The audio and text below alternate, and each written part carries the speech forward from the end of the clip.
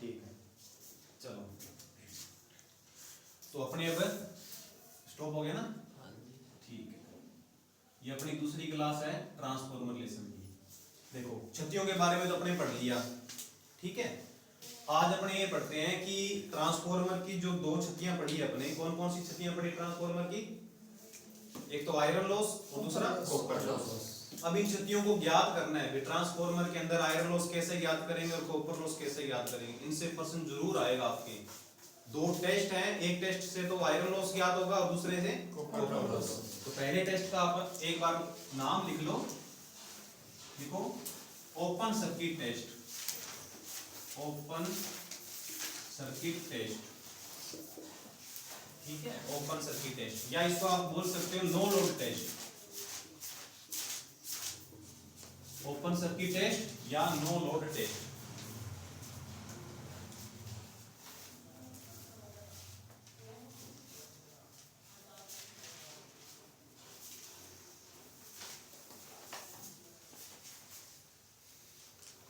चलो सुनो, समझो ध्यान से, क्या है ओपन सर्किट टेस्ट और इससे कौन सी छत्ती ज्ञात होती है, ध्यान से समझना आप, ठीक है। नाम लिख लिए सबने? अब ध्यान से समझना, एक बार कुछ आप लिखना मत, ठीक है। देखो दीनदयाल, ये अपने कौन से प्रकार की वाइंडिंग है? ये वाली कौन सी वाइंडिंग है? सर इसमें सप्लाई देंगे तब तो प्रथम होगी। हाँ, सप्लाई से पता चलेगा ना। इसको अपने सप्लाई देंगे तब ये कौन सी वाइंडिंग हो जाएगी? प्राइमरी वाइंडिंग हो जाएगी, ठीक है। और ये सेकेंडरी वाइंडिंग तो होएगी, जब ये प्राइमरी है तो ये कौन सी होगी? सेकेंडरी। देखो ओपन सर्किट टेस्ट क्या बताता है, ध्यान से समझना आप।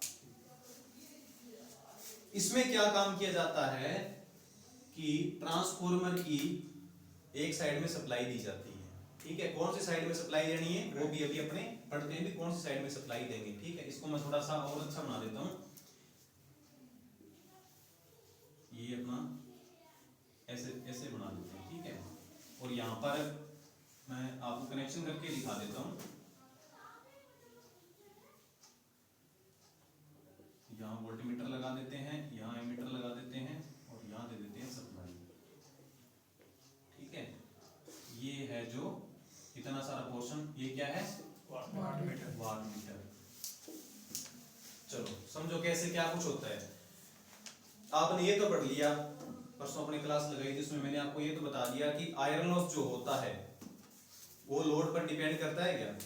लोड पर डिपेंड नहीं करता ना। लोड आपसे लगाओ चाहे ना लगाओ, लोड पर वो डिपेंड नहीं करता। आयरन लॉस होता कहाँ है? कोर में। इस कोर में होगा आयरन लॉस, ठीक। कितने प्रकार का होता है? दो प्रकार का, एडी करंट और हिस्टैरिसीस करंट। देखो ओपन सर्किट टेस्ट में क्या होता है, ट्रांसफॉर्मर की एक साइड को सप्लाई देंगे और एक साइड को क्या रखेंगे? ओपन। अब आप खुद सोचो, ट्रांसफॉर्मर की एक साइड तो ओपन है, ओपन है इसका मतलब इस साइड में करंट चलेगी क्या? वोल्टेज तो पैदा होगी लेकिन करंट नहीं चलेगी। तो करंट यहां नहीं चलेगी तो सेकेंडरी में नहीं चलेगी, इसका मतलब प्राइमरी में भी नहीं चलेगी। चलेगी लेकिन बहुत ही कम। आगे अपने सर्किट भी पढ़ेंगे कि ट्रांसफॉर्मर का नो लोड पर कार्य, नो लोड का मतलब लोड नहीं है, तो उस टाइम क्या होता है, ट्रांसफॉर्मर की प्राइमरी वाइंडिंग में बहुत ही कम करंट चलती है, 2% से 5%, बहुत ही कम करंट चलती है, यानी आप इसको बिल्कुल जीरो मान सकते हो। तो करंट नहीं होगी इसके अंदर, प्राइमरी के अंदर और सेकेंडरी के अंदर, तो कौन सा लोड, कौन सा लॉस नहीं होगा? वाइंडिंग के अंदर कौन सा लॉस नहीं होगा? Copper loss. किस पे डिपेंड करता है? लोड पर। लोड है नहीं तो कॉपर लॉस क्या होगा? जीरो। इसमें कॉपर लॉस तो हो गया जीरो। तो यहां पर जो वाट मीटर लगा है, ये जो भी लॉस बता रहा है वो कौन सा लॉस बताएगा? आयरन लॉस यानी कोर लॉस। आयरन लॉस को एक और नाम क्या बोलते हैं? कोर लॉस, क्योंकि करोड़ के अंदर होता है। ये क्या लगाया आपने? ये वाटमीटर है, वाटमीटर के अंदर दो प्रकार की कॉइल होती है, करंट कॉइल और प्रेशर कॉइल। ये प्रश्न पूछा जाता है कि करंट कॉइल को किस क्रम में लगाते हैं? सीरीज में। और प्रेशर कॉइल को समांतर में। प्रेशर कॉइल वोल्टेज के अनुसार अपना चुंबकीय क्षेत्र स्थापित करती है और करंट कॉइल करंट के अनुसार से। और यहाँ पर एक पैमाना लगा होता है, वो पैमाना घूमकर पावर लॉस बता देगा। कुछ ही नहीं है भाई, यहाँ पे आपने सप्लाई दे दी, सप्लाई देने पर वाटमीटर कुछ ना कुछ मान बताएगा, बताएगा ना मान। तो वाटमीटर जो भी मान बता रहा है वो दो प्रकार के लॉस हो सकते हैं, क्योंकि लोड तो लगाया नहीं अपने। लोड नहीं लगाया तो कौन सा लॉस नहीं होगा? Copper loss. और तो जो भी बता रहे कौन सा लॉस है, कोर लॉस ही बता रहे हैं, ठीक है ना। फिर एक बहुत इंपॉर्टेंट बात आती है कि वाट मीटर जो अपने लगाते हैं इस टेस्ट को ज्ञात करने के लिए, जब ट्रांसफॉर्मर नया बनाते हैं ना, तो ट्रांसफॉर्मर बनाने के बाद में ये टेस्ट किए जाते हैं, पता लगाया जाता है कि इस ट्रांसफार्मर का आयरन लॉस कितना है, कॉपर लॉस कितना है, सब कुछ ज्ञात, इंपीडेंस टेस्ट भी किया जाता है, पोलैरिटी टेस्ट भी किया जाता है, सारे टेस्ट ज्ञात कर कर उसके ऊपर लिखे जाते हैं, ठीक है। तो ओपन सर्किट टेस्ट में क्या है, प्राइमरी को सप्लाई देंगे, सेकेंडरी को अपने ओपन रखेंगे, इसलिए इसका नाम क्या रखा गया, ओपन सर्किट टेस्ट। इसको दूसरा क्या नाम दिया गया, नो लोड, क्योंकि लोड यहाँ पर लगा नहीं। फिर एक बहुत इंपॉर्टेंट बात पूछी जाती है कि ओपन सर्किट टेस्ट को ज्ञात करने के लिए ट्रांसफॉर्मर की किस वाइंडिंग में वाट मीटर लगाया जाता है, ठीक है। यहाँ पर दो वाइंडिंग दिखाई दे रही है आपको, और तुमने थोड़ा ध्यान दिया हो तो मैंने कहा था ना, मैं थोड़ा अच्छा डायग्राम बना देता हूं, मैंने यहाँ से साफ किया, थोड़ा सा टर्नों की संख्या को बढ़ाया, वो मैंने इसलिए किया क्योंकि ट्रांसफार्मर में दो प्रकार की वाइंडिंग होती है, एक तो सप्लाई देते हो वो तो प्राइमरी है, सप्लाई नहीं दोगे वो कौन सी है, जहां लोड लगाओगे सेकेंडरी है। लेकिन उन्हीं प्राइमरी सेकेंडरी में से एक एलवी होती है, एक एचवी होती है। एलवी का मतलब लो वोल्टेज और एचवी का मतलब हाई वोल्टेज। ये तो बहुत आसान है, लो वोल्टेज का मतलब जहां वोल्टेज कम है, हाई वोल्टेज का मतलब जहां वोल्टेज ज्यादा है। तो इन दोनों में से आपको अगर डायग्राम के हिसाब से देखोगे तो इन दोनों में से वोल्टेज कहां ज्यादा पैदा हुई दिखाई देगी आपको, इस साइड में ना, तो ये तो एचवी हो गई और ये कौन सी होगी, तो अब मेन बात ये आती है कि अपने वाट मीटर कहां लगाते हैं, एलयू। प्रश्न आपके इतना ही आएगा कि ट्रांसफॉर्मर के अंदर आयरन लॉस ज्ञात करने के लिए वाट मीटर का संयोजन किया जाता है, एलवी, एचवी, प्राइमरी, सेकेंडरी, तो क्या उत्तर दोगे, एलवी। अब प्रश्न ये आता है कि एलवी उत्तर क्यों आया, ये अपने वाट मीटर यहाँ क्यों नहीं लगा सकते, लगाने को यहाँ भी लगा सकते हैं, आयरन लॉस फिर भी ज्ञात हो जाएगा, लेकिन इस वाइंडिंग में अपने ये वाट मीटर नहीं लगाएंगे और सप्लाई अपने यहाँ नहीं देंगे। वो इसलिए नहीं करेंगे क्योंकि जितनी बड़ी वाइंडिंग होगी ना उसका चुंबकीय क्षेत्र भी क्या होगा, ज्यादा होगा, और जितना ज्यादा चुंबकीय क्षेत्र होगा, देखो मैंने आपको ये तो कह दिया इसमें कॉपर लॉस कितना है, जीरो, लेकिन पूरा जीरो तो नहीं है ना, क्योंकि थोड़ी बहुत करंट इसमें क्या हो रही है, चल रही है। तो अगर ज्यादा बड़ी वाइंडिंग होगी तो उसमें चुंबकीय क्षेत्र ज्यादा होगा तो इसका जो कॉपर लॉस है वो भी क्या होगा, ज्यादा होगा। कॉपर लॉस को कम करने के लिए अपने सप्लाई कहां दी है, एलवी के अंदर दी है, एचवी के अंदर नहीं दी, ठीक है। ये इसका ओपन सर्किट टेस्ट, और कुछ ही नहीं है, तीन चार बातें कंपटीशन में आने वाली है। एक तो बात ये आती है कि ओपन सर्किट टेस्ट से कौन सा लॉस ज्ञात किया जाता है, तो कौन सा लॉस ज्ञात होता है, आयरन लॉस। आयरन लॉस का दूसरा नाम कोर लॉस। फिर दूसरी बात कि ओपन सर्किट टेस्ट में निम्नलिखित में से कौन सी वाइंडिंग ओपन रखी जाती है, एचवी वाइंडिंग। प्राइमरी सेकेंडरी नहीं बोलना आपको, क्या बोलना है, एचवी। फिर तीसरा प्रश्न ये बनता है कि ओपन सर्किट टेस्ट में वाट मीटर या ऐसे पूछा जाता है लॉसेस कौन सी वाइंडिंग पर ज्ञात होते हैं, लॉसेस कौन सी वाइंडिंग पर ज्ञात होंगे, एलवी पर। और बस ये तीन चार प्रश्न आते हैं, या आप लिख लो, डायग्राम बनाना हो तो बना लो आप, ठीक है। ये वाट मीटर है, वाट मीटर की ये करंट कॉइल और ये प्रेशर कॉइल है।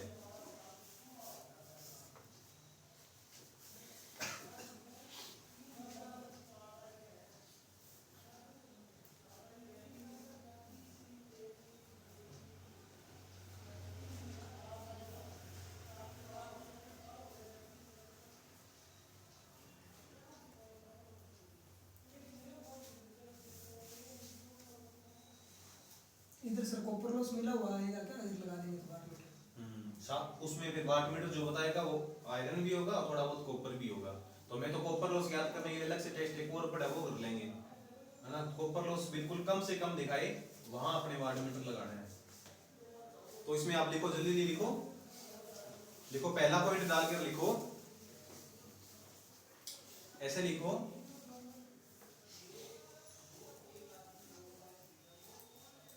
ठीक है। इसको ना ऐसे भी लिखा जा सकता है, OCT, थोड़ा वो अपने माइंड के अनुसार से देख लेना, ओपन सर्किट टेस्ट ऐसा इस प्रकार से कुछ लिखा हो सकता है।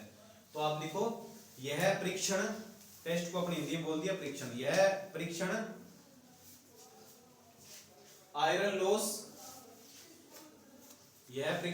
लॉस को ज्ञात करने में उपयोगी है। यह परीक्षण आयरन लॉस को ज्ञात करने में उपयोगी है। ठीक है, सेकंड लिखो, आयरन लॉस ज्ञात करने के लिए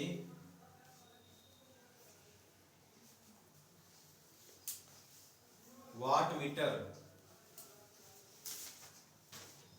एलवी दिशा में लगाएंगे या एलवी वाइंडिंग पर लगाएंगे, ऐसा लिखो। आयरन लॉस ज्ञात करने के लिए वाट मीटर एलवी वाइंडिंग पर लगाएंगे।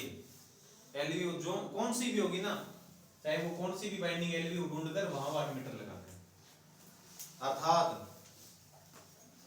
अर्थात यह टेस्ट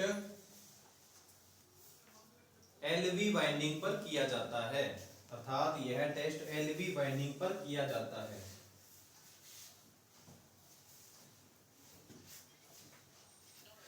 तीसरा पॉइंट लिखो,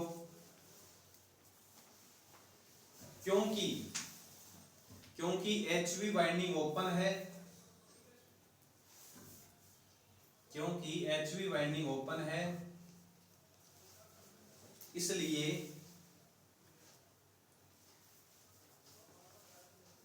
धारा का मान एचवी में तो जीरो है, एचवी में तो जीरो है यानी शून्य है, परंतु एलवी में बहुत ही कम, परंतु एलवी में बहुत ही कम, ब्रैकेट में लिख लेना आप, पूर्ण लोड धारा का, ब्रैकेट में लिखना है पूर्ण लोड धारा का 2% से 5%, पूर्ण लोड धारा का 2% से 5%, इतनी सी करंट है। एलवी में धारा बहुत ही कम, पूर्ण लोड धारा का 2 से 5% होने के कारण कॉपर लॉस लगभग शून्य होंगे, कॉपर लॉस लगभग शून्य होंगे तथा एलवी में लगा वाट मीटर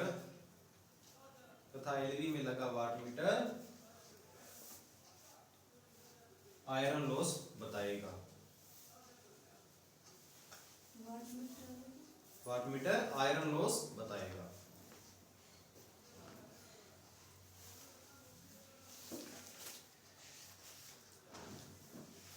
आ गया समझ में?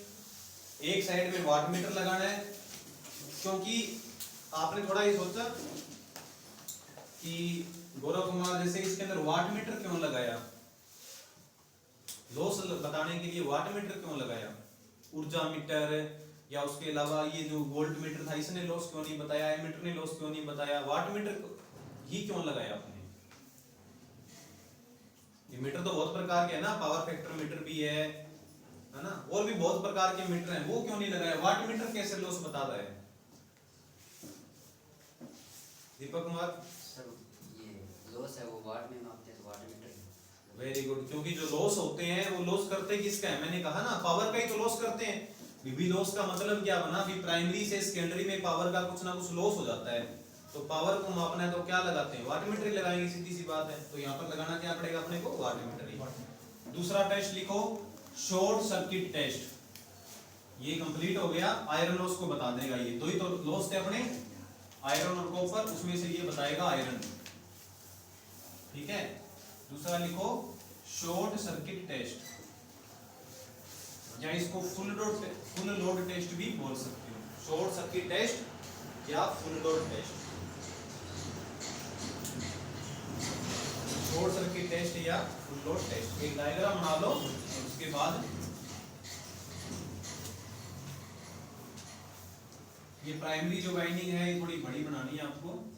ये एम्पीयर मीटर है, ये करंट कॉइल, ये प्रेशर कॉइल, ठीक है। यहाँ वोल्ट मीटर लगा देंगे और यहाँ अपने इसको एसी सप्लाई दे देंगे। ये लो शॉर्ट कर दी। ये एचवी है और ये एलवी है, ये हमारी क्रोड है।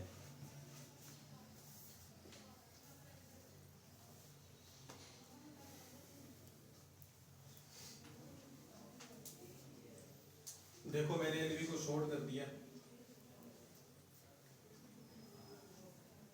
और ये सारे परीक्षण ना ट्रांसफॉर्मर बनाते वक्त किए जाते हैं सारे सारे ही। ऐसा नहीं बाद में करते हम, एक बार जो करके लिख दिए बस वो फिक्स रहते हैं, बाद में चेंज नहीं होते, थोड़ा बहुत चेंज हो सकता है, ज्यादा नहीं होता। शॉर्ट सर्किट टेस्ट,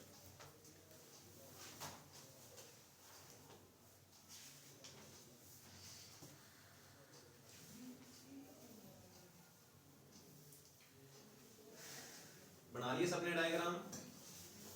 सर जी वाट मीटर लिखा है कि ये वाला क्या? हाँ। हाँ ये वाट मीटर ही है। वाट मीटर में ना दो कॉइल होती हैं, आगे अपने वाट मीटर के बारे में पढ़ेंगे मीटर वाले लेसन में। ये वाट मीटर है सीसी और ये पीसी, ठीक है।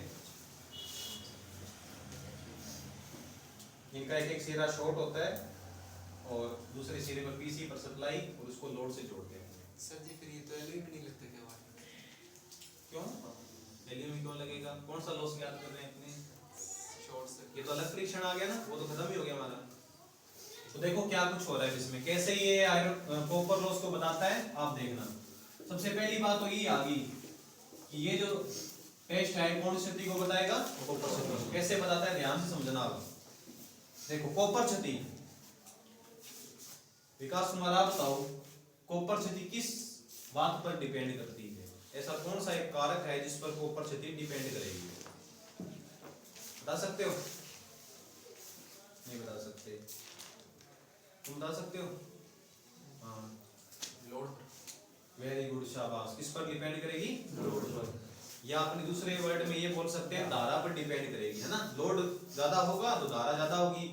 लोड पर डिपेंड करती है कॉपर क्षति। लोड कम होगा तो कॉपर क्षति भी क्या होगी? कम होगी। अभी अपने पहले टेस्ट किया था, अभी कौन सा टेस्ट? Open circuit. वहां लोड लगाया था क्या? नहीं लगाया, तो वहां तो कॉपर क्षति लगभग मैंने कहा था 0 है। और जहां लोड फुल होगा यानी धारा फुल होगी, ज्यादा होगी, वहां ये कॉपर क्षति भी क्या होगी? ज्यादा होगी। तो सबसे ज्यादा कॉपर क्षति कब हो सकती है? जब ट्रांसफार्मर क्या हो जाए? शॉर्ट हो जाए। तो यहाँ ट्रांसफार्मर की दूसरी वाइंडिंग को कर दिया शॉर्ट। अब ध्यान रखना है शॉर्ट कौन सी वाइंडिंग को करना है अपने? एलवी को, एचवी को नहीं करना, वरना ट्रांसफार्मर पूरा ही शॉर्ट हो जाएगा, ठीक है ना। देखो क्या हो रहा है, यहां मान लीजिए यहां वोल्टेज है, ये एचवी जो है ना, ये मान लो 1000 वोल्टेज की है। कितने वोल्टेज की है? 1000 वोल्टेज की। तो इसको 1000 वोल्ट नहीं देनी। क्यों नहीं देनी? क्योंकि हमारी सेकेंडरी शॉर्ट है, ठीक है। इसका केवल कितना परसेंट है? 5% बस। 1000 वोल्ट का 5% देना है आपको, तो लगभग कितना हो गया? 50 वोल्ट। इसको 50 वोल्ट सप्लाई देनी है। किसको देनी है? प्राइमरी को, एचवी को, ठीक है। यहाँ 50 दोगे तो यहाँ तो पक्की बात है कि 50 से तो कम ही बढ़ेगी, क्योंकि कौन सी वाइंडिंग है वो? एलवी, छोटी सी वाइंडिंग है। इसमें 50 की जगह यहाँ मान लो 10 वोल्ट हो गई पैदा, और उसको क्या कर दिया आपने? शॉर्ट। 10 वोल्ट से ये वाइंडिंग खराब नहीं होगी, शॉर्ट कर देने से भी खराब नहीं होगी, क्योंकि इतना प्रतिरोध इसके अंदर है कि वो इस धारा को कंट्रोल कर लेगी, ठीक है। सेकेंडरी को शॉर्ट कर दिया, शॉर्ट करने से जितनी हाईएस्ट करंट चल सकती थी वो करंट चल जाएगी। और ये जो लगा इसमें वाट मीटर है, ये कौन सा लॉस बता देगा? Copper loss. अब आप सोच सकते हो ये वाट मीटर हमने यहां क्यों नहीं लगाया? ये वाट मीटर हमने यहां क्यों नहीं लगाया? देखो हमें तो हाईएस्ट कॉपर लॉस मेजर करना है, हाईएस्ट कॉपर लॉस मेजर करना है, मापना है, तो इसको तो हमने शॉर्ट कर रखा है। यहां धारा का मान कम है, ध्यान रखना, आगे अपने एक दो सवाल और भी करेंगे। यहां धारा कम होगी तो यहां भी धारा प्राइमरी में भी कम होती है, ठीक है। यहां उच्च धारा होगी तो यहां भी उच्च धारा होगी एकदम। यहां उच्च धारा कब हो सकती है? जब यहां पर क्या हो जाए? शॉर्ट। तो उस समय यहां भी धारा क्या होगी? सबसे ज्यादा होगी। जैसे जैसे सेकेंडरी पर लोड बढ़ता है ना, चाहे वो कौन सा भी ट्रांसफार्मर है, चाहे स्टेप डाउन है चाहे स्टेप अप है, जैसे जैसे सेकेंडरी पर लोड बढ़ता है वैसे वैसे प्राइमरी पर भी धारा का मान बढ़ता जाता है। ऐसा कभी नहीं होता अभी सेकेंडरी में धारा का मान तो बढ़ रहा है लेकिन प्राइमरी में कुछ घट रहा है या घट ही नहीं है, बढ़ भी नहीं रहा। जैसे जैसे यहाँ धारा का मान बढ़ेगा वैसे वैसे धारा का मान यहाँ भी बढ़ता है। आपको एक सवाल भी बता दूंगा, उससे समझ में भी आ जाएगा। तो हाईएस्ट करंट यहाँ कब चल सकती है? जब यहाँ हाईएस्ट करंट हो, और यहाँ हाईएस्ट करंट कब होगी? जब ये क्या हो जाए? शॉर्ट हो जाए। तो यहाँ भी उस समय क्या होगी? हाईएस्ट करंट होगी, और हाईएस्ट करंट के अनुसार जितना भी कॉपर लॉस होगा वो ये जो वाट मीटर लगा है ये बता देगा। ठीक है। अब बात ये आती है कि इस शॉर्ट सर्किट परीक्षण में आयरन लॉस हो रहा है या नहीं हो रहा।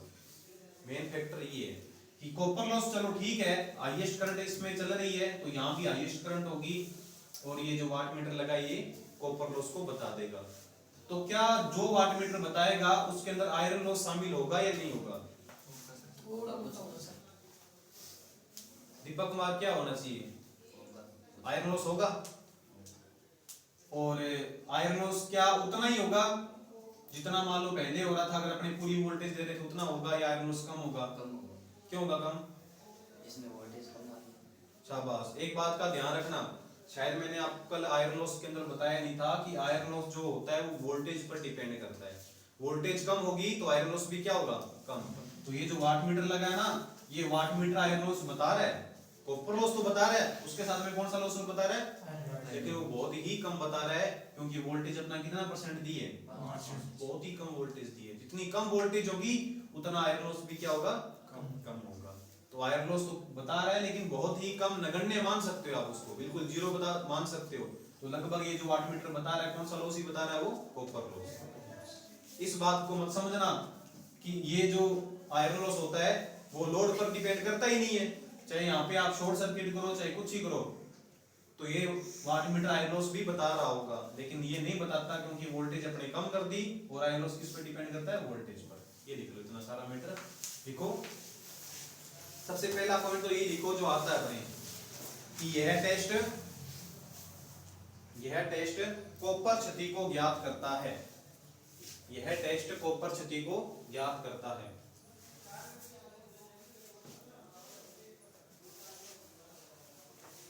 दूसरा पॉइंट लिखो,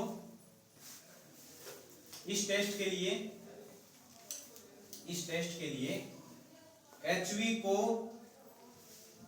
विद्युत सप्लाई व एलवी को शॉर्ट सर्किट करते हैं। एचवी को विद्युत सप्लाई व एलवी को शॉर्ट सर्किट करते हैं।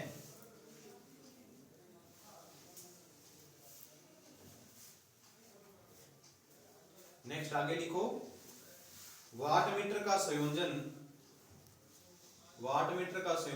एचवी में किया जाता है। वाट मीटर का संयोजन एचवी में किया जाता है।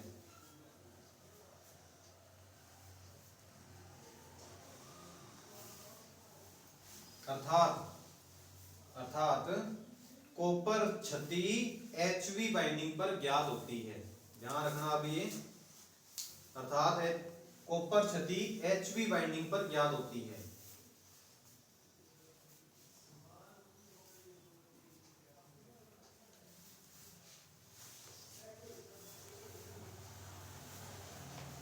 नेक्स्ट आगे लिखो, एचवी बाइंडिंग को कुल सप्लाई वोल्टेज का केवल 5% देते हैं।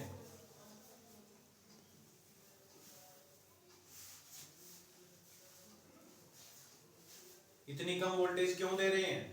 क्योंकि सेकेंडरी शॉर्ट है। ज्यादा वोल्टेज दे देंगे तो सेकेंडरी जल जाएगी। तो इसके आगे लिख भी लो, 5% देते हैं क्योंकि सेकेंडरी शॉर्ट है। सेकेंडरी है एलवी, क्योंकि सेकेंडरी शॉर्ट है।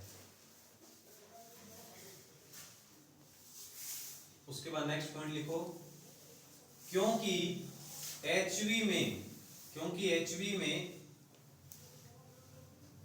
विद्युत वाहक बल यानी ईएमएफ, क्योंकि एचवी में ईएमएफ बहुत ही कम है इसलिए आयरन लॉस भी बहुत कम होगा। क्योंकि एचवी में ईएमएफ बहुत ही कम है इसलिए आयरन लॉस भी बहुत कम होगा। तथा वाट मीटर जो भी मान बताएगा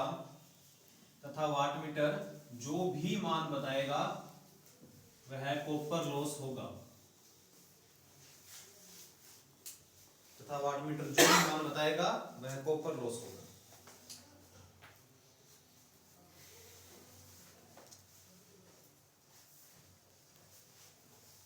ठीक है, ये अपने दो टेस्ट थे।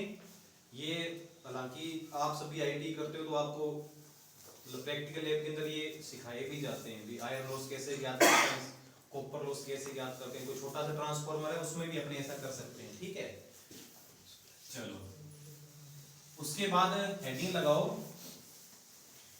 ट्रांसफार्मर की। रुको एक बार, छतियों वाला टॉपिक अपने कंप्लीट हो गया लगभग, है ना। छतियों वाले में अपने क्या पढ़ा, दो प्रकार की छतियां होती है, एक तो आयरन लॉस और दूसरा कॉपर लॉस। दोनों अपने पढ़ लिए, दोनों को ज्ञात करना भी सीख लिया कि कैसे ज्ञात करते हैं। आपसे पूछ लिया जाए कि ट्रांसफार्मर में कितनी छतियां होती है तो क्या बताओगे, दो छतियां, आयरन और कॉपर। अब एक हेडिंग लगाओ आप, ये मतलब लगाना एक बार, आप लगाओ आदर्श ट्रांसफार्मर। आदर्श ट्रांसफार्मर, इसको अपने इंग्लिश में बोलेंगे आइडियल ट्रांसफार्मर। आदर्श ट्रांसफार्मर, आदर्श ट्रांसफार्मर। तीन चार कंडीशन है वो लिखनी और इसमें से जरूर आ जाती है, तीन चार कंडीशन में से एक कंडीशन थोड़ा समझना आप क्या होता है आदर्श transformer. Ideal, IDEAL, ideal transformer. देखो समझना, जैसे कि ऐसा कोई भी ट्रांसफार्मर और बल्कि ऐसी कोई मशीन भी नहीं बनी जहां पर क्या हो कि जितनी प्राइमरी में पावर दे उतनी उतनी अपने इनपुट में मिल जाए, सॉरी जितनी इनपुट में पावर दे उतनी आउटपुट में मिल जाए। उतना ऐसा कभी कोई मशीन बनी ही नहीं रियलिटी के अंदर। लेकिन मैंने कहा था कि ट्रांसफार्मर एक ऐसी मशीन है जिसकी दक्षता कितनी होती है, 98% तक दक्षता होती है। तो आइडियल ट्रांसफार्मर एक ऐसा ट्रांसफार्मर है जिसके अंदर लॉसेज जो हैं वो कितने होते हैं, बिल्कुल जीरो। अपने कल्पना करी है, अपने माना है कि ऐसा कोई ट्रांसफार्मर है जिसके अंदर लॉसेज कितने हैं, जीरो। तो उसको क्या बोला जाएगा, प्रश्न पूछा जाएगा कि निम्नलिखित में से जिस ट्रांसफार्मर में छतियां शून्य होती हैं, ऐसा कभी हो सकता है कि छतियां शून्य हो, नहीं हो सकता ना। लेकिन फिर भी एक इमेजिन की है, कल्पना की है, माना है एक बार, लेकिन उसको बोलेंगे कि आपने फिर आइडियल ट्रांसफार्मर बोलेंगे जिसके अंदर लॉसेज कितने हो, जीरो। ठीक है, दूसरी बात, आदर्श ट्रांसफार्मर की एक विशेषता और भी होती है, छतियां भी शून्य होती है। आगे अपने अभी जो नेक्स्ट टॉपिक लिखेंगे वो लिखेंगे दक्षता।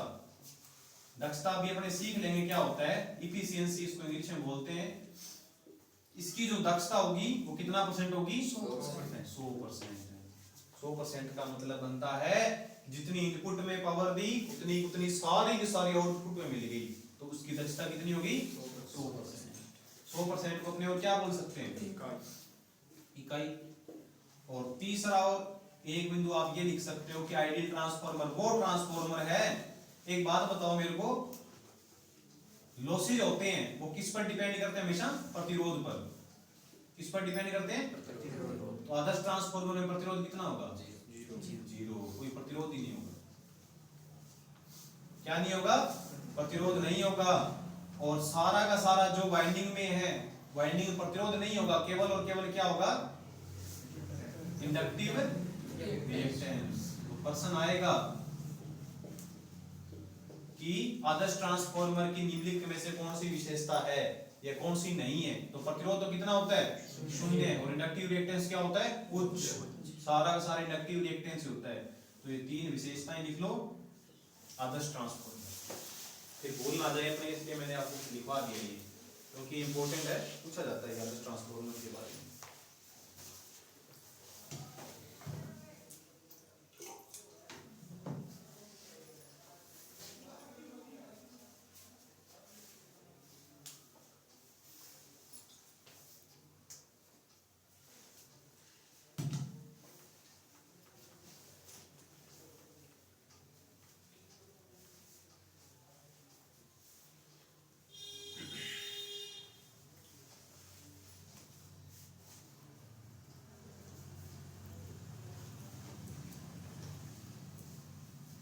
छतियां शून्य हो, आयरन और कॉपर दोनों है ना, दोनों ही शून्य हो, एक्सेल उच्च कहेंगे सर यहाँ।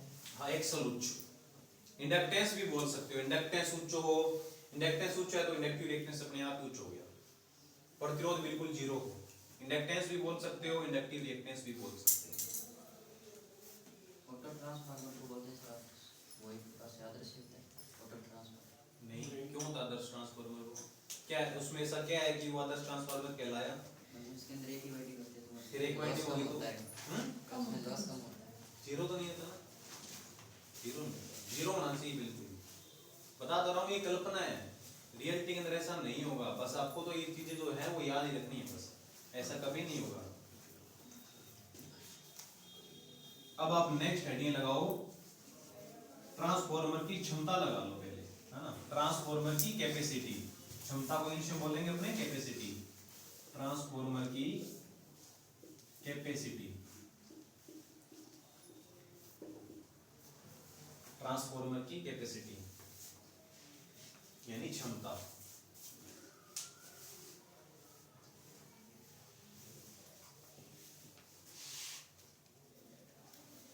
देखो ट्रांसफार्मर की कैपेसिटी क्या है। ट्रांसफार्मर आप सबने देखा होगा, ठीक है, और नहीं तो अपने कहीं गली में लगा हो तो देखा ही जरूर होगा, ठीक है। तो ट्रांसफार्मर की कैपेसिटी का मतलब ये बनता है कि ट्रांसफार्मर है उसमें कितनी क्षमता है, तो वो क्षमता नापने के लिए कोई ना कोई मात्रक जरूर बना होगा, है ना। हर चीज की क्षमता मापने के लिए मात्रक, अपने मात्रक बना होता है। जैसे कोई मोटर की क्षमता नापते हैं तो किसमें क्या मात्रक होगा उसका? कोई मोटर की क्षमता नापते एचपी में होता है, ठीक है।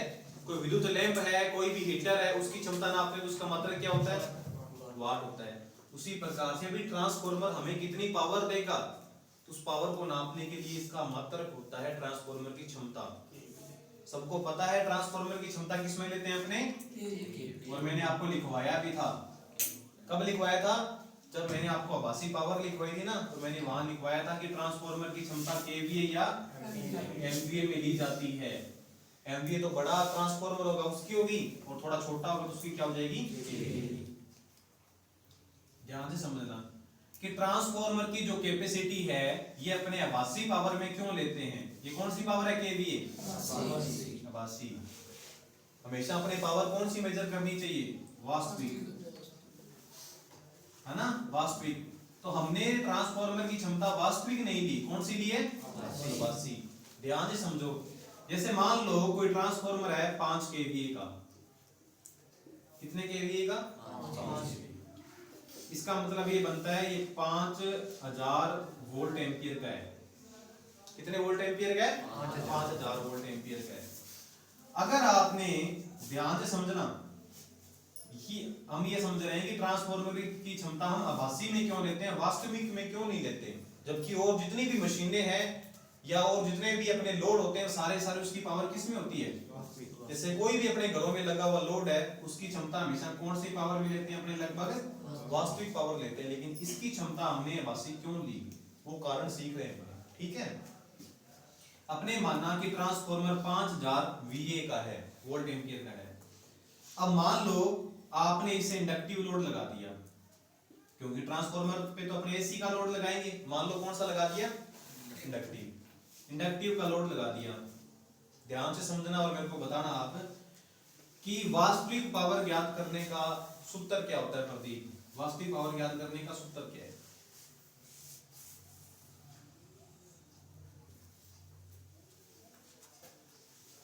क्या होता है शुभम? P बराबर VI cos phi। P बराबर VI cos P बराबर VI cos phi।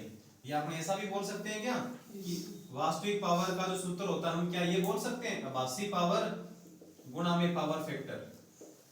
एक ही बात है, ये मैंने लिखवाया था आपको। वास्तविक पावर जब लिखवाई थी ना, घर पे जाके देख लेना, वास्तविक पावर के अंदर मैंने फार्मूला लिखवाया था आभासी पावर गुणा में पावर फैक्टर लिखवाया था।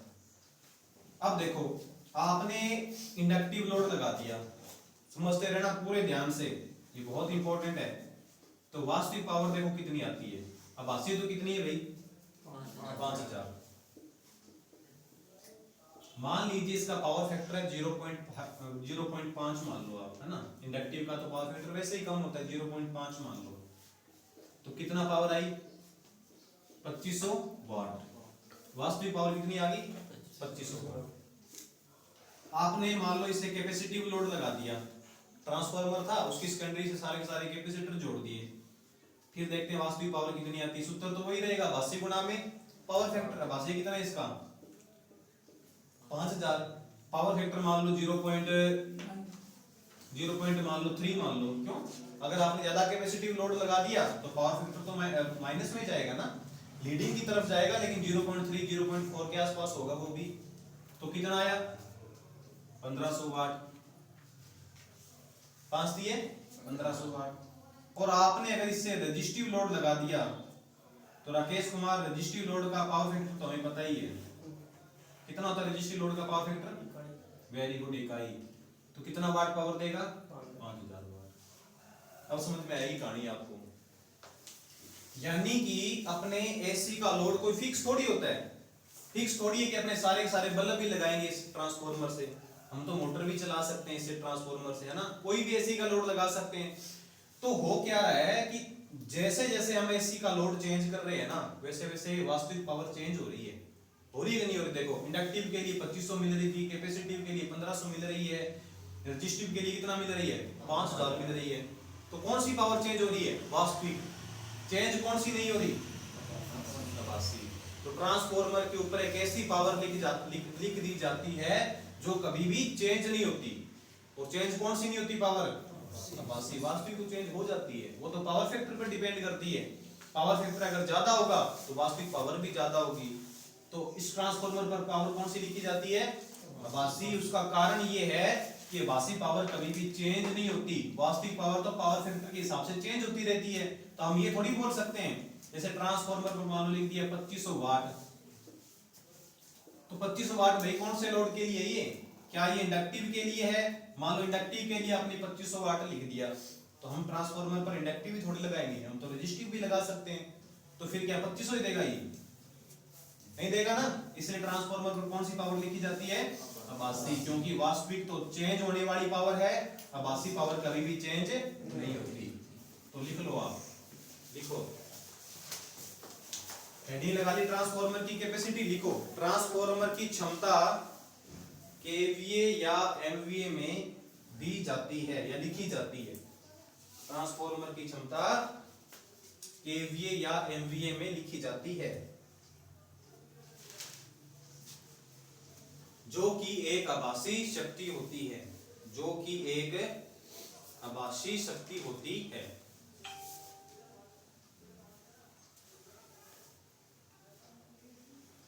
जो कि एक आभासी शक्ति होती है।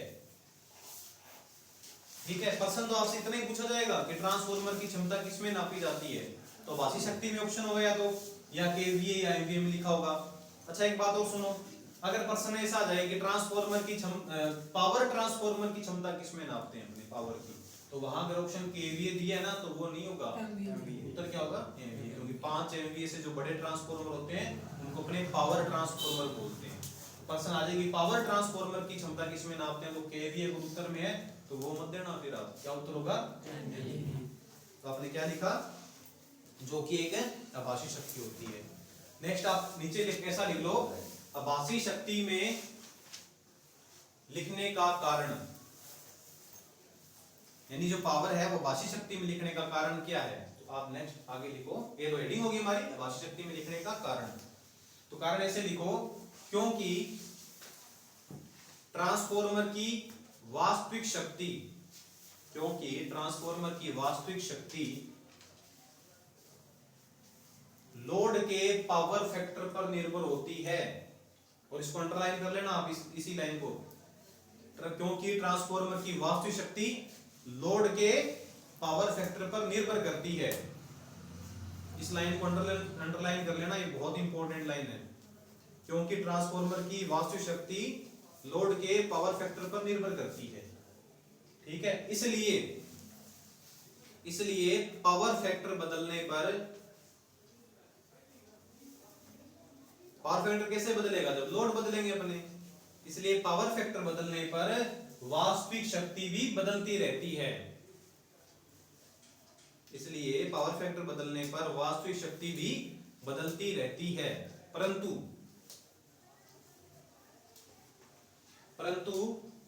आभासी शक्ति नहीं बदलती है।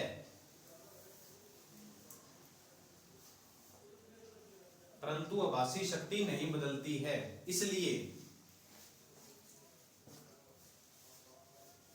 इसलिए ट्रांसफार्मर की शक्ति आभासी शक्ति में लिखी जाती है।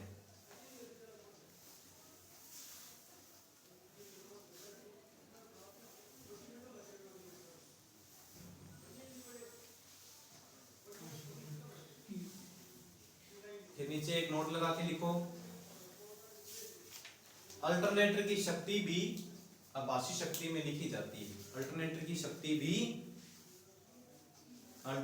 शक्ति भी आभासी शक्ति में लिखी जाती है।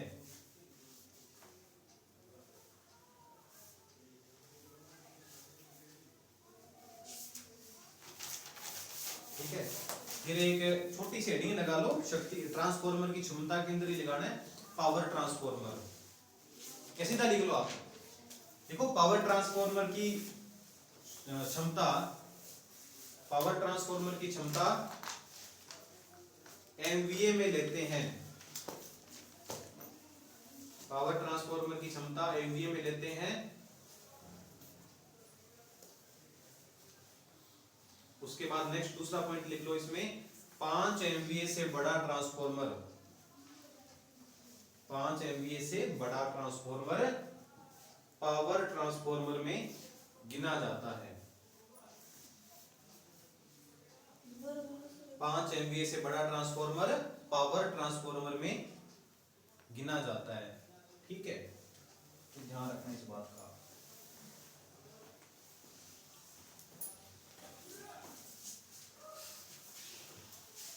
उसके बाद नेक्स्ट हेडिंग लगा लो, ट्रांसफॉर्मर की दक्षता, इफिशियंसी ऑफ ट्रांसफॉर्मर, ट्रांसफॉर्मर की दक्षता।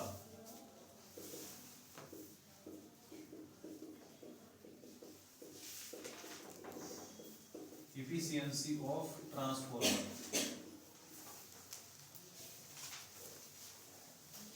दक्षता वाला टॉपिक पहले अपने किया था क्या? नीटा प्रतीक बताया था ना? अच्छा, नीटा तो उसका स्टेरिक लॉस वाले का बताया था ना। चलो दक्षता पढ़ते हैं।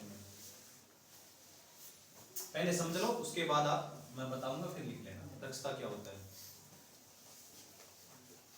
देखो, जैसे कि मैंने कहा आपको, ट्रांसफॉर्मर में जितनी अपनी पावर इनपुट में देते हैं उतनी की उतनी पावर कभी भी आउटपुट में अपने को नहीं मिलती। कारण क्या है? क्षतियां कारण है। तो जितनी भी आउटपुट में मिली है पावर बटा जितनी अपने इनपुट में दी थी, इन दोनों का अनुपात क्या कहलाता है? दक्षता। सीधी सी बात है, दक्षता का प्रतीक होता है नीटा। आउटपुट में कितनी पावर आपको मिली है और इनपुट में कितनी पावर आपने दी थी, और हमेशा ये परसेंटेज में निकालते हैं, इसलिए गुणा में क्या लगा देते हैं? 100। बहुत ही आसान सा टॉपिक है। कितनी आउटपुट में पावर मिली है, कितनी इनपुट में आपने दी थी, गुणा में 100 लगा देंगे तो दक्षता निकल जाएगी। लिख लो सूत्र, चलो सूत्र ही लिख लो, ज्यादा कुछ इसमें है नहीं। एक दो सूत्र इसके और बना लेते हैं अपने, ठीक है, छोटे छोटे सिंपल से। दक्षता का एक दो सूत्र और लिखते हैं। आउटपुट बटा इनपुट गुणा में 100, ये दक्षता का सिंपल सा फार्मूला है। ठीक है, ये लिख लिया आपने, सबने लिख लिया। अब थोड़ा सा सुनना ध्यान से बात। ट्रांसफॉर्मर का आउटपुट है, यानी आउटपुट में जो पावर है, पावर का फार्मूला सिंगल फेज के लिए, आगे अपने पढ़ेंगे लेसन, पावर सिंगल फेज के लिए और 3 फेज के लिए और 2 फेज के लिए अलग अलग सूत्र होता है पावर ज्ञात करने का। सिंगल फेज के लिए तो only VI cos phi formula है। 2 फेज के लिए अपने पढ़ेंगे √2 VL IL cos phi होता है, और 3 फेज के लिए पावर का सूत्र क्या होता है? √3 VL IL cos phi। और अपने जो पावर के ट्रांसफॉर्मर होते हैं ना, वो सारे के सारे 3 फेज के होते हैं। तो आउटपुट में जो पावर मिलेगी हम कौन सा सूत्र लगाएंगे? ये √3 VL IL cos phi। VL IL क्या है? नहीं समझ में आ रहा तो कोई दिक्कत नहीं, आपको एक बार फार्मूला लिखना है। लाइन वोल्टेज लाइन करंट है, ठीक है। इनपुट में देखो, समझना थोड़ा सा ध्यान से, इनपुट पावर है वो किसके बराबर है? आउटपुट में क्या जोड़ दें अपने? क्षतियां अगर आउटपुट में जोड़ दें, आउटपुट में मान लो 50 वाट आपको पावर मिली, 5 वाट मान लो क्षतियां हो गई, तो कितनी पावर इनपुट में दी थी बताओ आपने? 55। आउटपुट कितना है? √3 VL IL cos phi plus में क्षतियां। क्षतियां दो प्रकार की हैं, आयरन और कॉपर। WI माने आयरन, WC माने कॉपर, और गुणा में क्या लगा देंगे 100। ये ट्रांसफॉर्मर की छतियों का फार्मूला बन गया। ये स्पेशली ट्रांसफॉर्मर के लिए, ये ऊपर वाला तो आप कौन सी मशीन के लिए लगा सकते हो, ये स्पेशली ट्रांसफॉर्मर के लिए है। जब आपको लाइन वोल्टेज बताए, लाइन करंट बताए और पावर फैक्टर बताए, छतियां बताए ना, तब दक्षता का सूत्र ये लगाना, ये लिखो आप, दक्षता का फार्मूला। सिंगल फेज का होगा तो √3 नहीं लगाएंगे अपने, सीधा VL IL cos फाई हो जाएगा। अब दक्षता से अपने कुछ इंपॉर्टेंट कुछ सवाल भी करेंगे।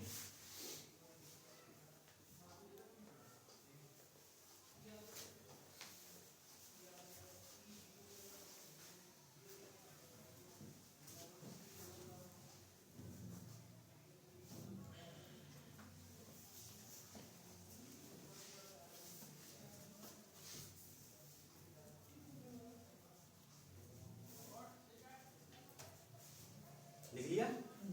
चलो अब एक बात सुनो ध्यान से, सभी ध्यान से सुनना। कोई भी पावर का ट्रांसफॉर्मर होता है ना, उसमें कितनी छतियां होती है? 2 छतियां, आयरन और कॉपर। और ज्यादातर जो छतियां हैं वो कौन सी छतियां होती है? कॉपर छतियां ही होती है। आयरन तो बहुत ही कम होता है, ठीक है ना, आयरन लॉस तो बहुत कम होते हैं, कॉपर लॉस ज्यादा होते हैं। तो हमसे प्रश्न पूछा जाता है, बहुत सारे कंपटीशन पेपर में पूछा गया है कि एक ट्रांसफॉर्मर सबसे अधिक दक्षता पर कब काम करेगा, सबसे अधिक दक्षता पर कब काम करेगा। उसके 2-3 आंसर बन सकते हैं, ध्यान से समझ लेना, ये प्रश्न जरूर आएगा। एक ट्रांसफॉर्मर सबसे अधिक दक्षता पर कब काम करेगा, प्री में या मेन में एक प्रश्न जरूर आएगा, देख लेना आप। सबसे अधिक दक्षता पर कब काम करेगा? एक तो सबसे अधिक दक्षता पर तब काम करता है जब छतियां बहुत ही कम हो, छतियां बहुत ही कम हो, या छतियां बिल्कुल जीरो ही हो जाए, ठीक है, या छतियां क्या हो? कम हो। छतियां कम होंगी तो मैंने आपको कहा आयरन लॉस तो बिल्कुल फिक्स रहता है, लोड पर डिपेंड करता ही नहीं है, और कॉपर लॉस किस पे डिपेंड करता है? लोड पर, और ये लॉस बहुत ज्यादा होता है। अगर इस लॉस का मान आयरन लॉस के बराबर आ जाए, कॉपर लॉस का मान किसके बराबर आ जाए? आयरन लॉस के बराबर हो जाए, तो उस समय ट्रांसफॉर्मर सबसे अधिक दक्षता पर काम करता है। तो आगे आप हेडिंग लगा लो एक बार, दक्षता वाला टॉपिक ये है, आप हेडिंग ये लगाओ, ट्रांसफॉर्मर की सर्वाधिक दक्षता, ट्रांसफॉर्मर की सर्वाधिक दक्षता। तो उसके 2-3 बिंदु हैं, वो लिख लेना आप। ट्रांसफॉर्मर की मैक्सिमम इफिशियंसी, यानी सबसे अधिक दक्षता पर कब काम करेगा। पहला ऑप्शन, मतलब पहला बिंदु क्या होगा, ध्यान से लिखते जाओ, एक बार मैं आपको बता दूंगा। पहला बिंदु ये लिखेंगे, जब छतियां बहुत कम है, तो छतियां बहुत कम हो। दूसरा आप ऐसे लिखना, पावर ट्रांसफॉर्मर जब पूर्ण लोड लगा हो, ठीक है, जब पूर्ण लोड लगा हो, ठीक है। फिर लिख लेना डिस्ट्रीब्यूशन ट्रांसफॉर्मर जब 50% लोड लगा हो, ठीक है। और तीसरा और अंतिम बिंदु लिख लेना, जब आयरन लॉस व कॉपर लॉस बराबर हो, ठीक है। अब तीनों ऑप्शन कहां कहां मिलेंगे, क्या क्या उत्तर देना है, वो थोड़ा सुन लेना आप ध्यान से, एक बार लिख लो ये।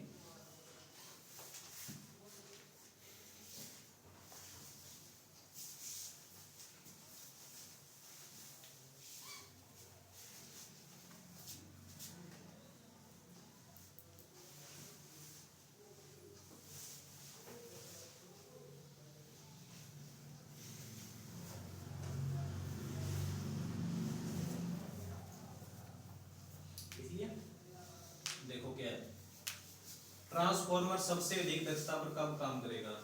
सबसे अधिक दक्षता का मतलब बनता है जितनी अपने इनपुट में दी है उतनी उतनी क्या मिल गई, लगभग आउटपुट में मिल गई। मशीन तो ऐसी ही होनी चाहिए अपने पास, चाहे कौन सी मशीन है, चाहे अल्टरनेटर है, चाहे जनरेटर है, चाहे ट्रांसफॉर्मर है, मशीन तो अच्छी वही है ना जितनी अपने इनपुट में दे रहे हैं उतनी उतनी क्या मिल जाए, आउटपुट में मिल जाए। लेकिन ऐसा रियलिटी में होता नहीं है। उसका कारण क्या है? क्षतियां हो जाती हैं कुछ ना कुछ। तो प्रश्न देखो दो तीन प्रकार से बनेगा, आपने ये लिख लिया ना, मैं बता देता हूँ प्रश्न कैसे बनेगा।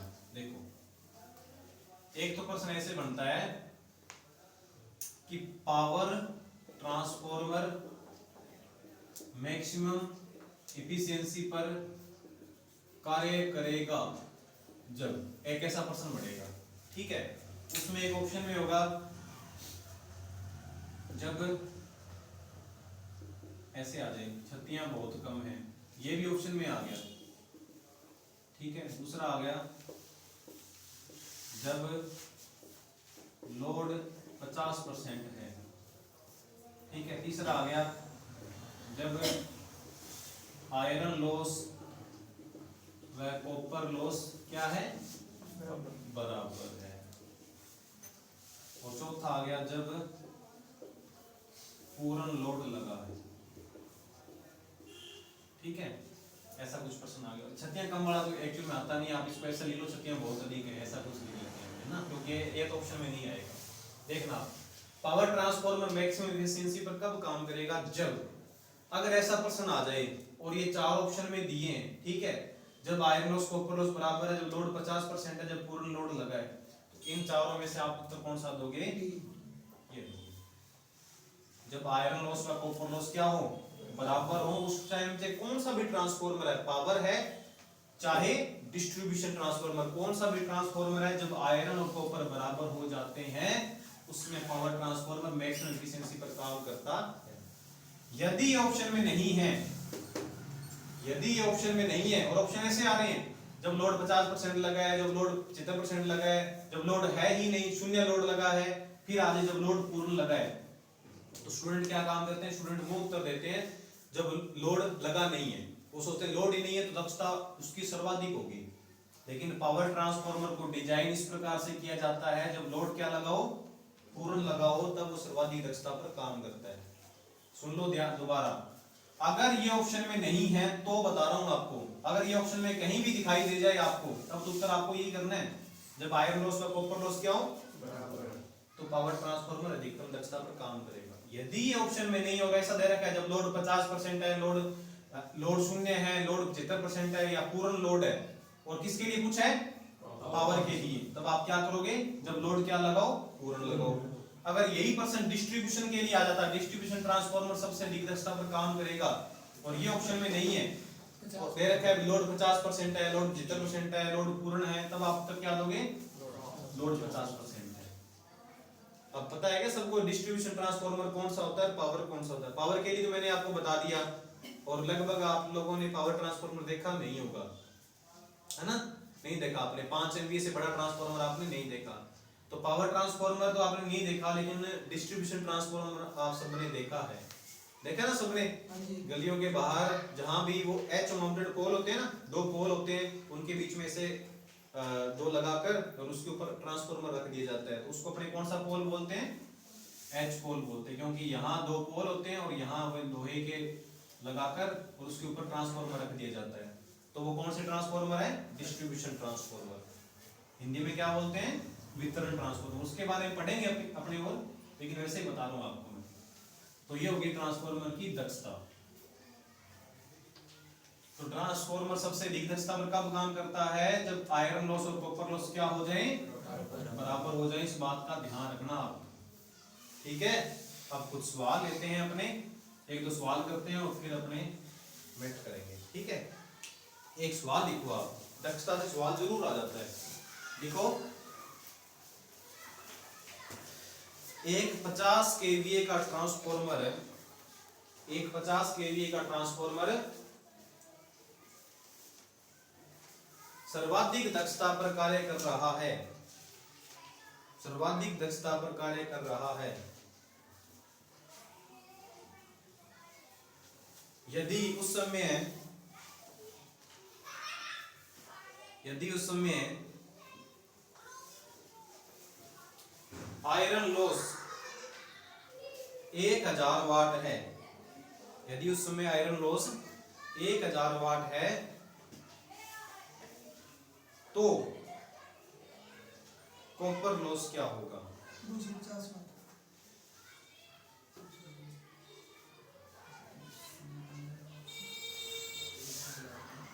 सर 1000 वाट है, आगे बढ़ो।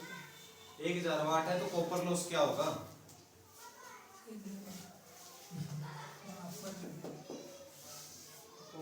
ये तो मेरे ख्याल से सबने इसका उत्तर निकाल ही लिया होगा ना, सोचने की भी जरूरत नहीं है। ट्रांसफार्मर क्या कर रहा है? सबसे अधिक दक्षता पर काम कर रहा है, तो आयरन लॉस कितना 1000 है, तो कॉपर भी कितना होगा? उत्तर लिख दो 1000। दूसरा प्रश्न लिखो, ये तो बहुत सिंपल हो गया। दूसरा लिखो, ऐसे लिखो, उपरोक्त प्रश्न में यानी ऊपर वाला जो प्रश्न था उसी को अपने लेके चल रहे हैं। उपरोक्त प्रश्न में यदि लोड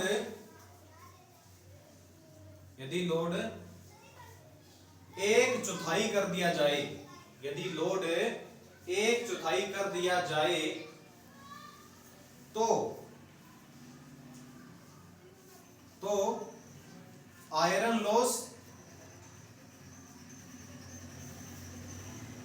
व कॉपर लॉस क्या क्या होंगे? लोड आपने कर दिए 1/4, तो आयरन लॉस व कॉपर लॉस क्या क्या होंगे? 62.5 कॉपर लॉस और वो 1000 प्रश्न लिख लिया ना सबने? एक प्रश्न मैं ये करवा रहा हूं आपको, नेक्स्ट प्रश्न आपको खुद को करना है, ठीक है? देखो प्रश्न ध्यान से सुनो। लोड का मान कितना कर दिया भाई? 1/4 कर दिया। तो विकास कुमार आप बताओ, लोड का मान 1/4 कर दिया। पहले आयरन लॉस हो रहा था 1000 वाट, अब लॉस कितना होगा? आयरन लॉस कितना होगा? पहले तो आयरन लॉस हो रहा था 1000 वाट, अब आयरन लॉस कितना होगा यदि लोड कर दिया 1/4? 25 होगा। नितेश कुमार क्या दिमाग कहता है आपका? भी 1/4 लोड कर दिया तो आयरन लॉस पहले 1000 हो रहा था, अब कितना होगा आयरन लॉस? तुम आए थे क्या परसों? भी करवाया था मैंने। प्रदीप कुमार आयरन लॉस पे तो कोई असर नहीं होना चाहिए। कितना होगा? मनीष आयरन लॉस पे तो सर कोई असर नहीं होगा। अरे असर नहीं होगा तो इसका उत्तर तो बताओ ना। वहां पे लिखा हुआ कोई असर नहीं होगा। 1000 वाट ही होगा। हाँ तो ऐसे बोलो ना 1000 वाट होगा। करवाया मैंने भी, लोड पर तो डिपेंड करता ही नहीं है आयरन लॉस। लोड का मान तो चाहे कुछ भी कर दो आप, 100 से दुगना 200% कर दो बोली। ये तो 1000 था, तो आयरन लॉस अब भी कितना होगा? 1000। तो एक उत्तर तो निकल गया ना आपका। क्या क्या पूछा था? एक तो आयरन पूछा था, एक कॉपर पूछा था। आयरन कितना हो रहा था पहले? 1000, अभी भी कितना होगा? 1000। ये तो काम इसका आयरन का तो खत्म हुआ। कॉपर लॉस देखो, अब कॉपर लॉस वाला करवा रहा हूं और कॉपर लॉस वाला अगला सवाल करना है। कॉपर लॉस ही पूछा जाता है ज्यादातर, आयरन लॉस सभी बता देते हैं। आप लोगों ने नहीं बताया, बाकी आयरन लॉस सभी जान लेते हैं। भी लोड का मान कितना भी कर दो, आयरन लॉस चेंज नहीं होगा, तो 1000 का 1000। देखो पहले ट्रांसफॉर्मर जब अधिकतम दक्षता पर काम कर रहा था तो आयरन लॉस कितना था? 1000। इसका मतलब कॉपर लॉस भी कितना था? 1000 था। यानी पहले कॉपर लॉस 1000 था, ठीक है। अब लोड का मान कितना कर दिया? 1/4। और लगभग जो कॉपर लॉस और आयरन लॉस बराबर होते हैं ना, ये दो कंडीशन में बराबर फुलफिल हो जाती है। यानी पूर्ण लोड लगा हो और कॉपर लॉस और आयरन लॉस क्या हो? बराबर हो, तब ऐसा काम होता है भी ट्रांसफार्मर अधिकतम दक्षता पर काम करता है। यानी कहने का मतलब ये बन रहा है कि पहले लोड पूरा लगा था तब 1000 वाट हो रहा था, अब लोड कितना कर दिया? 1/4 कर दिया। तो 1/4 करने पर कॉपर लॉस कितना होगा? अब ध्यान रख लो, लोड 1/4 कर दिया ना, तो करंट भी 1/4 कितनी हो जाएगी? 4 हो जाएगी। करंट भी 1/4 कितनी हो जाएगी? 4, क्योंकि लोड समानुपाती करंट है। लोड 1/4 तो करंट भी 1/4। लोड और करंट तो एक ही बात है। तो कॉपर जो लॉस होता है ना, उसका मैंने शायद आपको फार्मूला परसों लिखवाया था। क्या लिखवाया था राकेश कुमार? कॉपर लॉस का फार्मूला लिखवाया था आपको मैंने।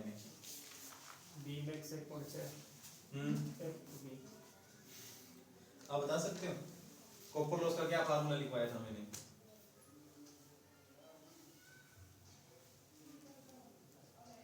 कॉपर लॉस का फार्मूला नहीं याद है? प्रदीप, कॉपर लॉस का फार्मूला क्या लिखवाया था? मनीष कुमार कॉपर लॉस का फार्मूला ही नहीं पता।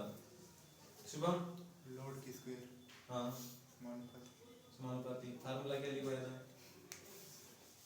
ऊपर गौरव कुमार बीटा BM 1.6 अरे बस मत बोलो आगे कुछ मत बोलो बीटा BM 1.6 है। दीपक कुमार कॉपर लॉस का फार्मूला भी नहीं पता। अरे सारा पढ़ाना बेकार है मेरा तो। आई स्क्वायर आर नहीं बताया था क्या? मैंने कहा था प्राइमरी का ये है, सेकेंडरी का फिर मैंने कहा था ये है, दोनों का जोड़ कर दो। मैंने ये भी कहा था कि लॉस के लिए मैंने देखो आर लगाया है, एक्सेल नहीं लगाया क्योंकि एक्सेल तो कोई लॉस करता ही नहीं है, आर करता है लॉस। मैंने ये भी बताया था आपको, नहीं बताया था क्या? कहाँ बीटा BM 1.6 धक्के जैसे गुजरे तो हिस्टेरिसिस लॉस को ज्यादा मत पढ़ा करो, ठीक है? कॉपर लॉस होता है आई स्क्वायर गुना में आर।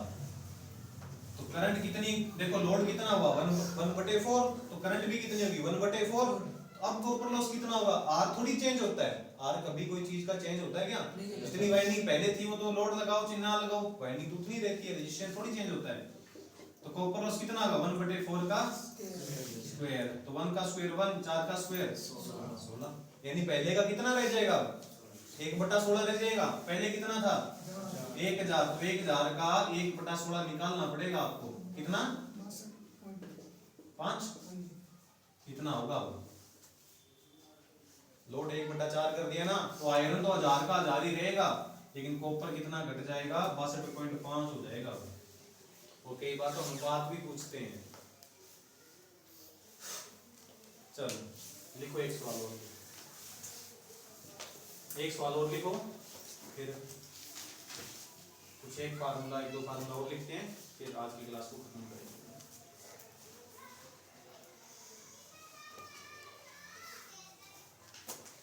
चलो लिखो एक क्वेश्चन और लिखो। लिखो एक ट्रांसफॉर्मर जो कि पूर्ण दक्षता पर काम कर रहा है, कई बार 100% लिखा होता है, कई बार पूर्ण दक्षता लिखा होता है। एक ट्रांसफॉर्मर जो कि पूर्ण दक्षता पर कार्य कर रहा है, यदि आयरन लॉस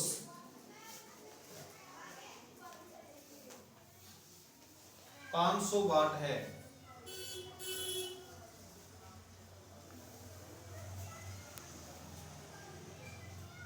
यदि आयरन लॉस 500 वाट है तो थोड़ा मुश्किल हो गया, मुश्किल तो क्या है, बस थोड़ी कैलकुलेशन ही है।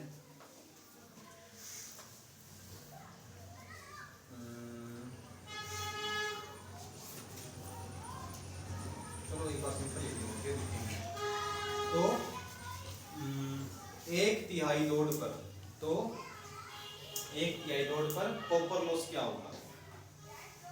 तो 1/3 लोड पर कॉपर लॉस क्या होगा? अब ये गलत मत करना, पॉइंटों में आएगा, पॉइंटों में बताना है।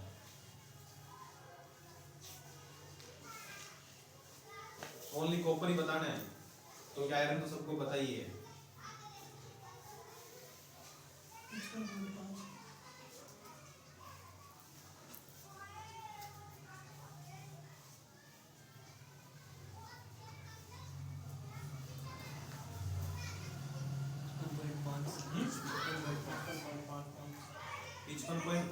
ना।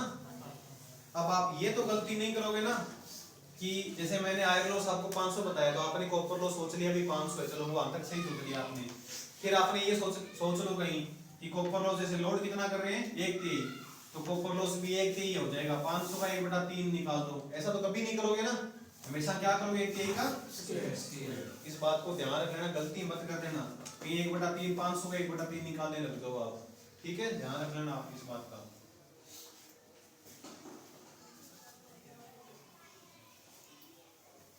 फिर दक्षता में एक छोटा सा फार्मूला और है, वो भी लिख लीजिए। देखो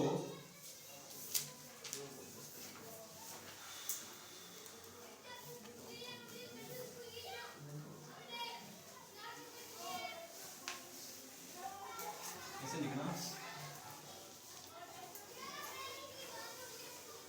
ट्रांसफॉर्मर की क्षमता बराबर,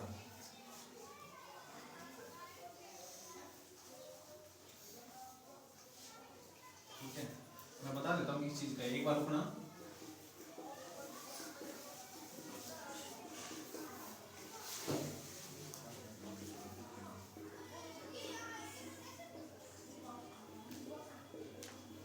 ठीक है, याद तो करे सर, वही वापस आएगा। जो याद करे वही लगाना होगा। वो वापस नहीं आएगा ना, वही तो बता रहा हूँ मैं। देखो क्या है, अपने अभी ये जो सवाल किए थे अपने, इसमें आयरन लॉस और कॉपर लॉस क्या हो रहा था, जैसे मान लो लोड का मान कुछ किया तो आयरन लॉस और कॉपर लॉस चेंज हो रहा था, है ना। ट्रांसफॉर्मर जब सबसे अधिक दक्षता पर काम करता है तब तो आयरन लॉस और कॉपर लॉस क्या होते हैं, बराबर। लेकिन नॉर्मली ये 99.9% क्या 100% ही मान लो, ये दोनों बराबर कभी भी नहीं होंगे। जब दोनों बराबर नहीं होंगे, जैसे ट्रांसफॉर्मर पर जो लिखा होता है ना, पावर क्षमता जो लिखी होती है वो मैक्सिमम क्षमता लिखी होती है उसकी, लेकिन मैक्सिमम क्षमता तो तब मिलेगी ना जब आयरन लॉस और कॉपर लॉस क्या हो, बराबर हो। और दोनों बराबर रियलिटी के अंदर होता नहीं है, और आपसे क्वेश्चन के रूप में पूछा जा सकता है। तो होता क्या है, लिखा तो ट्रांसफॉर्मर पे ऊपर लिखा हुआ है 50 kVA, लेकिन जब आयरन लॉस और कॉपर लॉस बराबर ही नहीं है तो वो पावर 50 kVA नहीं दे पाते, बहुत बार उनकी पावर क्या दे जाती है, कम।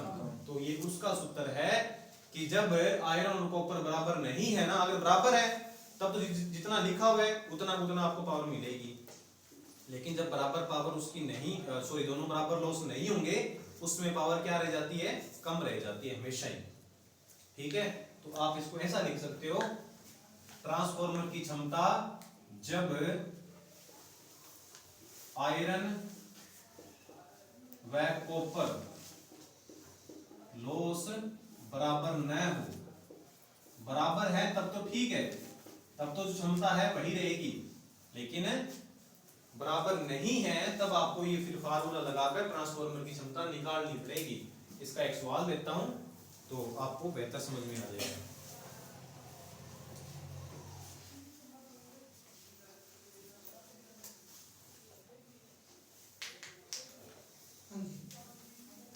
लिख लिया, लिखो क्वेश्चन लिखो। एक ट्रांसफॉर्मर की क्षमता, रेटिंग भी लिखा हो सकता है, एक ही बात है। एक ट्रांसफॉर्मर की रेटिंग 100 वाट है, सॉरी 100 kVA है। एक ट्रांसफॉर्मर की रेटिंग 100 kVA है। यदि आयरन लॉस 900 वाट, यदि आयरन लॉस 900 वाट व कॉपर लॉस 2500 वाट है, आयरन लॉस 900 वाट व कॉपर लॉस 2500 वाट है, तो उस समय ट्रांसफॉर्मर की क्षमता क्या मिलेगी, 60 kg। तो उस समय ट्रांसफॉर्मर की क्षमता क्या मिलेगी, क्या वो 100 ही मिलेगी। तो उसका ये फार्मूला है, सीधे सीधे मान बताए गए हैं, आपको उत्तर बताना है।